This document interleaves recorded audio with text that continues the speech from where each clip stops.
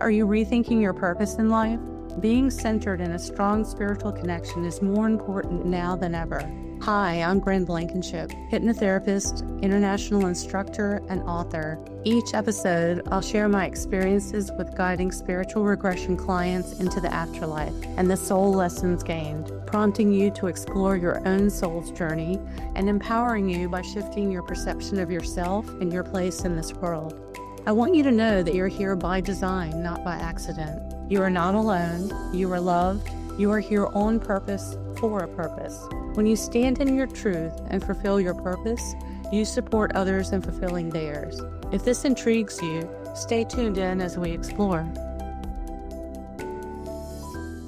Hey, everybody. Thanks for tuning in today. And we're going to talk about something really exciting today. We're going to talk about mundane versus iconic past lives. All right. So what if one of your past lives, you weren't someone famous? Does that mean that that past life is insignificant? A lot of clients come in expecting that they're going to have a past life where they were a king or a queen or someone that's famous. And they're surprised when it goes somewhere else. So there's that misconception that every life is extraordinary, because you see people out in the world who, they're living these big lives, they're in public, everyone knows who they are, and not all lifetimes are like that. We often have to build up energy, learning towards a particular theme before we have a bigger life. The quieter lives are just as important. So I want to talk to you today about one of my case studies in Rich Martini's Flip Side, A Tourist Guide to the Afterlife, How to Navigate the Afterlife.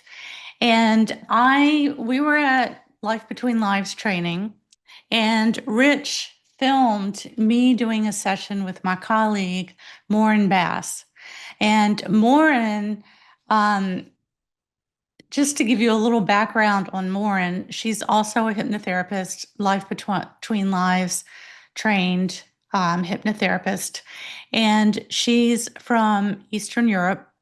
And we did this session, and let me just start out with, I was having some issues during the training with my throat, with my voice. They were doing something to the roof inside the hotel by my room, and I was inhaling a lot of fumes. So by the end of the training, I got through my legures, I got through the parts that I was meant to do, but I barely had a voice left. And Rich had asked me to do this segment so he could record it. So what we did was do the segment, and then he wrote it out as his chapter in Flipside. So, it was a really important story that we wanted to make sure we included because of what we're going to talk about today. Okay, so Maureen goes back to a lifetime as Annika, I believe I'm saying that right. And this is in 1863 Russia. And she's a young woman who had been living in a small town, a village, and her mother died, and her father found her and came and got her and brought her to his wealthy estate. So there were a lot of family connections in that session from current life people that were tied to the people in the house once she moved into the estate. And so we also learned that her father was unable to marry her mother because she didn't come from a good family, and there was social pressure. But after the mother died, he took Anna in and let her be part of the house.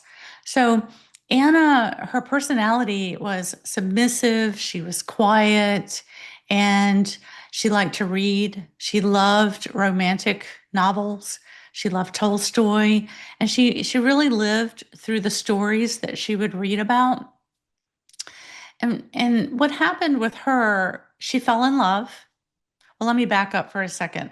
Before her father came and got her, she was considering being a dancer in the theater and had come close to doing that. But then the father came. So that was something that would have given her a bigger life, but it didn't come to pass. And that's sort of a theme that happens in Anna's life. So she meets Alexander and she loves him. It's her fiance. They plan to marry, but he goes off to war and he doesn't come back because he dies. And so when Alexander died, she says, a part of me died with him. So she doesn't, she had dreams of a family and all the things that would come from being married to him, and that never came to pass. Her bigger life and her hopes and dreams didn't come to pass. So Anna was feeling very sad about herself, her life. She felt that her life was boring. She felt unfulfilled. And she watched her sisters marry and start their families. But Anna never moved on. She just stayed there in the house and she took care of her mother. And, that was her life. And she had everything. It was a really beautiful place and it had everything that you would need. It's just, she wasn't happy there. She felt unfulfilled. So when her father died, she was 53, and she actually had a moment of joy when not from his death, but she was now able to sell the estate. So she sold it. She was happy to leave that behind, and she moved to a little cottage in the country, had a rose garden, and this just made her very happy. The joy at just leaving all of that behind. And then at 61, not too many years later, she's walking from the village. Two men jump out, they stab her, attack her, and kill her. So she died before she really lived. She didn't have much. She didn't allow, let me just say this. She didn't allow herself to live because she had opportunities, but she just stayed stuck in her mental prison that she lived in for whatever reason in that life. So during the life review, her soul perspective shared with her that this was not a wasted life. This was a resting life. And there were lessons that were learned through that life. And one of the lessons was that she never truly explored herself. She never experienced deep love. She never allowed herself to love again, and that she really never stepped into her full potential. So these are the things that her soul was sharing with her about that lifetime. And there's a lot of connection to current life because she realized the parallels in current life. She's with the soulmate. She's with him. And in fact, he came forward in the session and reached out to her. And, they have a good life now together in this life. And so let me tell you a little bit about her current life. She grew up and moved to the US at some point and had a career in business, and then became a hypnotherapist and started studying this kind of work and met her soulmate. And so she did all the things that she didn't do before. She took those risks. She, if you know Maureen, she is fire. And so she took the risks and she made a good life for herself. Now, her soul preparation in prep for her current life, they talked about how that was a resting lifetime for a much larger one. And that's when they shared the one that you're in is the one that you were preparing for. So that was the lifetime before this one that she's in. And, they explained that not every lifetime is meant to be for achievement. Some are meant for contemplation. Some quieter lives happen before a more challenging one, and what can appear mundane on the earth plane can actually be highly strategic from a soul level. So you can't judge a life, what we experience down here. You really can't judge that because it's exactly what your soul needs now because of the life it just lived and the life that it's about to live next. So there's stepping stones along the way that are going to help give pieces of the puzzle. And if I remember correctly, I think I believe her father in the past life taught her math. She didn't really use those skills, but she definitely used that in current life when she moved to the US for her business, um, her in the business world in New York City.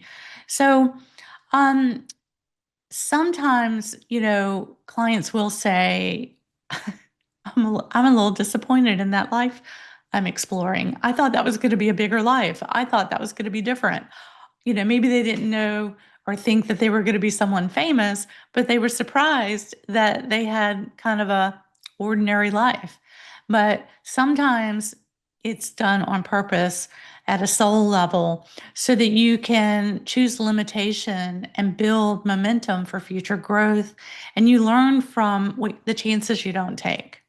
You learn that in those past lives so that when you're faced with them in your next lifetime, you can choose a different outcome. Your soul has the opportunity to do that. So, as we went through the rest of the life review, her guide and her soul showed her how she's part of the bigger plan and that we all are, but that she was part of a much larger plan and that she is part of the light and that this is everywhere. So, this was a really important message for her. Her guide said, keep it as part of you and bring it back. The choices that you're making, do them with light. No matter the choice, make it with light. And that's really the message I want to get across to you today. When you're making choices, do them with light, do them with love, do them with intention, and you will build momentum in your inner light. Your soul light will shine out into those experiences. And, part of the bigger lesson that she was shown in that life, her guide Michael said, as hypnotherapists, our work is about the light. Light opens understanding. And ultimately, it matters less what we do and how we bring light into what we do. So that was the message from her guide. And there's nothing else but love and light. So that's really important to keep in mind when you are making choices. When you find yourself judging, don't judge others. You don't know. You don't know what they're going through, right? Don't judge yourself. You only know parts of the life that you're in. You don't know all the details that your soul lined up, why your soul chose these particular lessons for you now. I will tell you that we're in an accelerated period. And so you might feel like you're living many lifetimes in one life this go around because the energy of the earth has been shifting.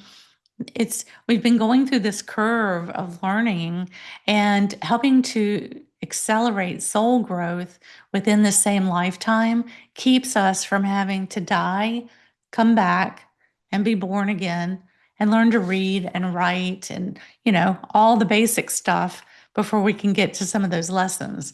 So we kind of learn a lot of lessons and have those quantum leaps in these lives. And each one brings forward the knowledge and the wisdom that's going to help us now and for what we're building towards. And we are part of that bigger universal plan. We are part of the lesson and light. And so when we're sending judgment out to others, we're really judging that part of ourselves that we're taking issue with. So maybe explore that part of you that you're judging as being boring or being mundane or not doing enough, not being enough. And take some time to contemplate why you might feel that way. And it could be something that you're carrying over from a past life. Could be a lesson that you're working with now that's going to help you for the next part of the life that you're in or the next incarnation, right? But that judgment keeps things in a box. All of those judgy things that if you're judging others, then there's a part of yourself that you need to take a look at related to that same topic. And that was what was so important about this lifetime, because my client was judging the fact that here she's in this well-to-do family and she didn't, she kind of was submissive and she stayed back. She didn't take the chances. Once Alexander died, and she was still, excuse me, she was still very young when he died. And, had a lot of missed opportunity there. And then when she finally did take the chance and sell the house and move to the cottage and she was happy, something happened. And, she got to experience that fleeting joy, but that was it. So as a hypnotherapist, Maureen got to work with clients. She is able to work with all the people, helping them move through their limitations, move through their blocks to help them find more joy, more fulfillment in their lives. And, she knows this from both sides of the coin, the lifetime with the risks not taken, and she knows it from the risks taken in current life, where she didn't do that. She just moved forward, and now she's actually doing spiritual art where she brings in the energy and paints it on canvas. So, and she's using a lot of things that she learned in current life from her father. Her father was a big teacher in that past life in a lot of ways, and her father in current life is a big teacher as well. So, the soul doesn't measure success by fame or achievement or drama, right?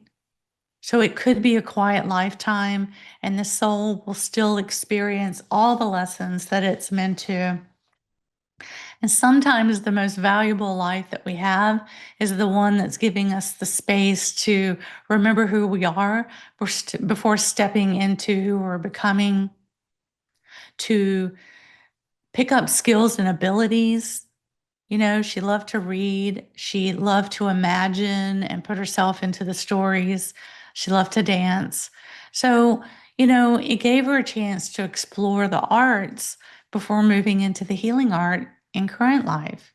And as we consider those experiences in our current life that we think are mundane, they could be skill building opportunities for your soul before you incarnate into the next lifetime. Or if this is your last lifetime, maybe it's just the last time to get to experience those things before you move on to become a guide and start helping other souls in that way. So remember Anna's message. The lesson that her guides shared with her was whatever you do whatever you choose with. That's the important thing. Do whatever you do with light. Sorry, had a little glitch with the microphone here, y'all. So as you're thinking about your lives, as you're thinking about the things that you enjoy doing, also think about what you enjoy doing when you're resting in your quiet times in your current life, because these are clues to things that you've done in other lifetimes or things that you will be doing more of in future lifetimes. Sometimes it's writing or fishing or needlepoint or, I don't know, all kinds of things that you might enjoy that you might consider mundane, but who knows? Cooking could be something that you do now because you want to feed your family. And then in your next lifetime, you might be the chef at the castle that is feeding, lots and lots of people. Had a client, that was their role. And I find it fascinating because it takes a lot of orchestration to feed that many people in basic times in an ancient castle that doesn't have all the amenities that we have now. So who would think that skill of cooking and cooking good food quickly could be a skill that would go on to a lifetime when that person is going to be a chef for the castle, right? You just never know. I discover sometimes when I do my own sessions, I'm surprised by some of the little things that I enjoy doing in current life that I don't really think of as being a thing, but they're traits that I've picked up from past lives. And it kind of all fits and it all makes sense. So when you're doing these things, whatever you're doing, remember to do them with love. And if you want to read more about Anna's story, we have a tourist guide on how to navigate the flip side by Rich Martini. And he did a really great job at capturing this session because Rich is a filmmaker. Rich is not a hypnotherapist. And he did a really great job at capturing it and then telling the story, and really great attention to detail too. All right.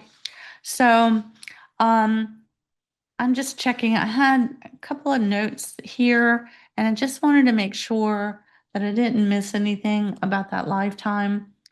But really, oh yeah, there's one thing I wanted to point out.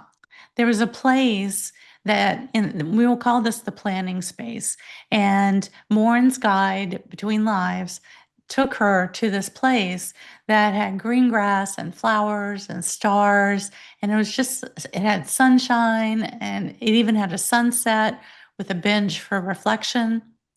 And we discovered that this is the place where you decide what you're going to do next. So they showed her the place where she was planning out the life that she was born into in current life. And that also was fascinating. Happen in a session in this order. A client may or may not go to some of those places. I mean, they're going to go to whatever they need at that time that they're doing the session. So this is really lovely for me to be part of that journey and to go to the place and watch her choose her next life and what she was going to do next. And there's something about a snowy hilltop looking kind of out over the landscape that it was really beautiful. So if you would like to learn more, you can check out the book. If you would like to listen to my previous episodes, you can check out my YouTube channel, Bryn Blankinship. If you want to know how to do this kind of work, if you want to be a hypnotherapist and work with clients and take them on these spiritual journeys, check out my website. We have a training coming up starting in September, October, and then this leads into the October, November trainings where you can get certified. And by the end of the year, moving into 2027, you can be a certified hypnotherapist and past life regressionist. And you can be doing this work and you can be facilitating these sessions for your clients. So I would love to have you in class. My website is brynblankinship.com. You can follow me on social media, Instagram, Facebook, Threads at Bryn Blankinship Author. Thank you so much for tuning in. And until next time, we will see you. You've been listening to Afterlife Teacher, Soul Lessons bringing you full circle with Bryn Blankinship. Tune into Transformation Talk Radio for more discussions of the soul's journey across different lifetimes and soul lessons gained, helping you to consider the deeper reason you are here. Bryn shares her wisdom spanning 20 years of guiding spiritual regression clients into the afterlife and connecting them with their spiritual team and soul's purpose to bring them full circle, helping you gain insight into your own soul's purpose while supporting others in fulfilling theirs. Living in partnership with your soul, with less worry and greater trust, you can be in divine flow and thrive. For more information on becoming a certified hypnotherapist and regressionist and assisting with the global transformation taking place, visit brynblankinship.com.